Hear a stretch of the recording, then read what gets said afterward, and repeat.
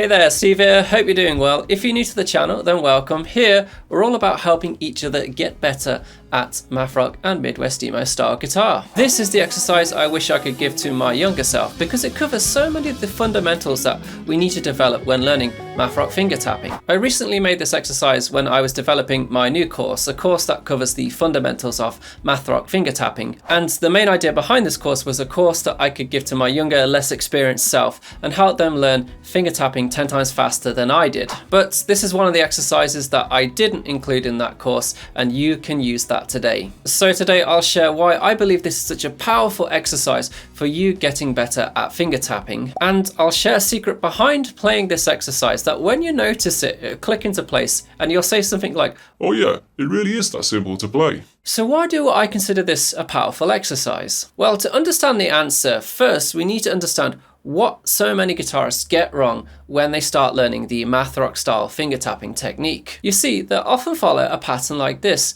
They'll hear a tapping riff that they really like, be inspired, get all fired up, go home, find a tab for that song, spend ages learning it, only end up being frustrated with their version sounding like a big mess. The problem here is that, like any new skill that we learn, it's best to master the basics of that technique first before diving into the deep end. And it's the simple things like developing finger strength for tapping and working on muting techniques that are the things that guitarists will often skip when they learn this technique, and they'll be left wondering why their finger tapping sounds quite weak and sounds quite messy. But the good news is this exercise is going to help you develop finger strength, dexterity, and it's going to work on your muting technique. So let's get into learning how to play it, shall we? So this whole exercise is inspired by a course that I took on TrueFire by a guitarist called Tim Miller. This is no way sponsored by TrueFire, but I highly recommend that course if you're looking at using arpeggios creatively for the pentatonic shapes and all of the modes of the major scale. And the whole exercise is based around those 2-1, 2-1, 2-1 arpeggios, and it goes through 4 different sounds of the major scale modes. So starting at our Ionian, then a Dorian sound, Mixolydian, and then lastly a Lydian sound. So what do I mean by 2-1, 2-1, 2-1 arpeggios? Put simply, we're going to play 2 notes on one string and then 1 on the next. So going back to our G major, the Ionian sound, we're going to play 2 notes and then 1 on the next string and repeat that process again 2 more times. But how can we play these cleanly? So let's take a look at some muting techniques. So for this one, I want you to use the underside of your index finger for all muting on this hand. And we're going to use a bit of our palm as well, included for this exercise. So as we go through the arpeggio, basically this is acting as a mute. So every time we tap an arpeggio, it's always laying across the string. In fact, if we go across the whole fretboard here without muting,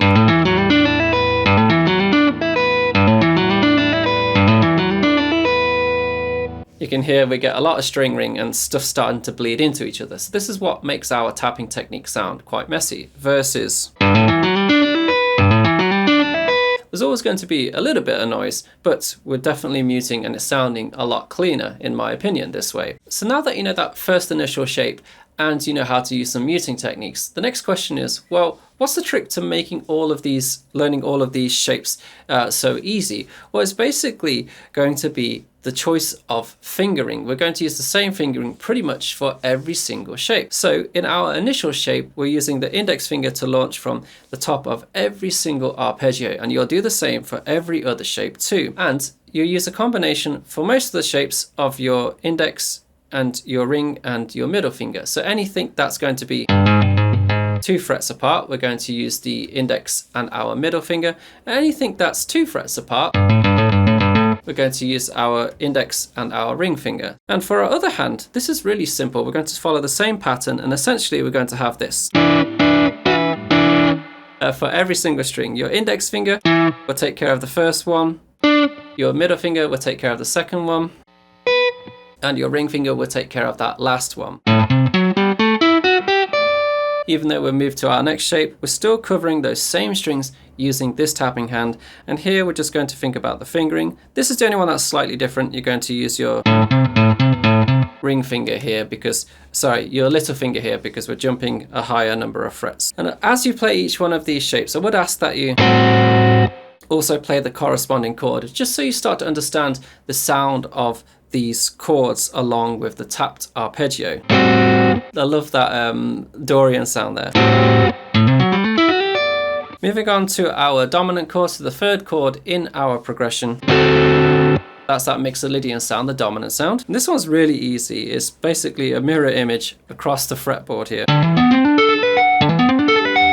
And you're just going to be playing your index and your ring finger, and then following that same for positioning for those fingers. And then lastly, that Lydian sound, that flat 5 sound or sharp 4.